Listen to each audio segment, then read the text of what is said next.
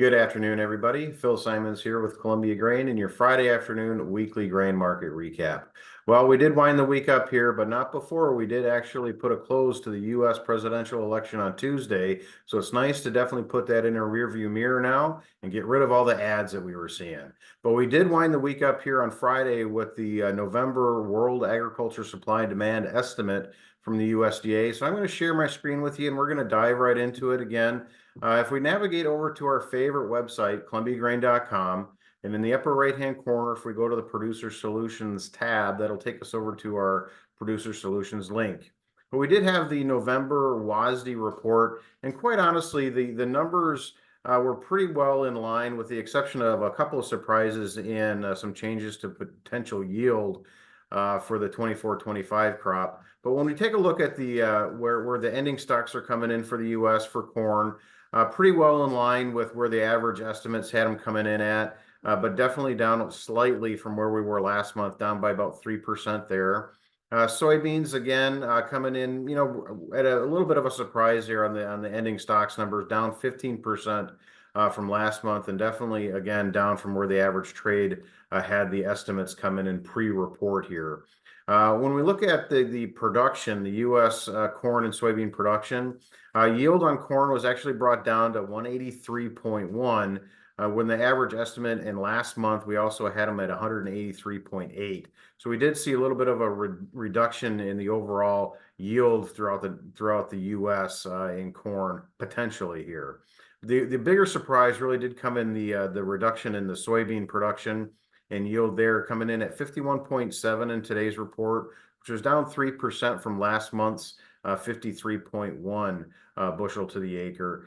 So it did, put a little bit of a different spin on the soybean pit here today. But again, when we wound up everything on the day, pretty close to unchanged with where we wound everything up here. But when we look at the supply and demand balance sheets, quite honestly, when you look at the all wheat class, which is what we're looking at here, really not much of a change at all. Actually just increasing the all wheat ending stocks by 3 million bushels month on month. Last in October, we were at 812 million bushels, and in November, they're coming in at 815.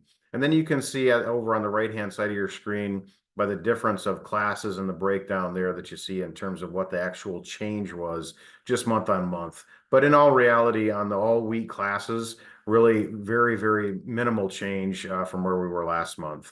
When we look at the corn balance sheet for the U.S., again, when we actually brought the average yield in the U.S. down to 183.1, which is down just under 1 bushel to the acre, but that drop in potential yield did bring the production down by 60 million bushels throughout the U.S., and that is what we're seeing net on net. Change for the month from October to November is down 61 million bushels in terms of our ending stocks for the U.S. potentially once again. And then when we take a look at the soybean balance sheet, that is again kind of where we saw a little bit more of the surprises here. We did see that the USDA, they did bring the potential yield down from 53.1 bushel to the acre down to 51.7. So down 1.4 bushel to the acre on the potential production there in terms of the overall yield, which would result in a net carryout reduction of 80 million bushels. So you can see month on month what the net change is there.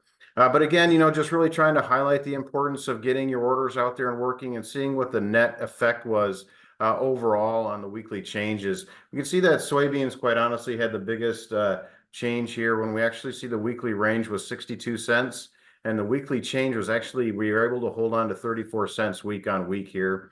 When we look at Kansas City, we actually had a 19-cent range. We actually closed the week down with a 2-cent loss. In Chicago wheat, we actually had a 17-cent range there and gaining 3 cents week on week.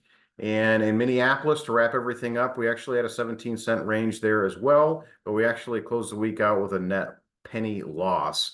So again, really just trying to emphasize the importance of getting your orders out there and getting them working, specifically when we start to look at new crop. When we look at the 25 crop year, take a look at, at least just placing orders out there. We do have some cash prices now for new crop corn, being 2025 corn, 2025 soybeans, along with 25 spring wheat in North Dakota. So be sure to take a look at that. Look at all of our accumulator platform as well through our Columbia Producer Solutions, along with any hedge to arise, cash plus contracts, things like that, just to kind of diversify all how you're selling your new crop grain. But be sure to be taking a look at that, because we do have a lot of uncertainty, that continues to really kind of push the markets all over the place. So be sure to get a hold of your local buyers and managers and get your orders out there and get them working.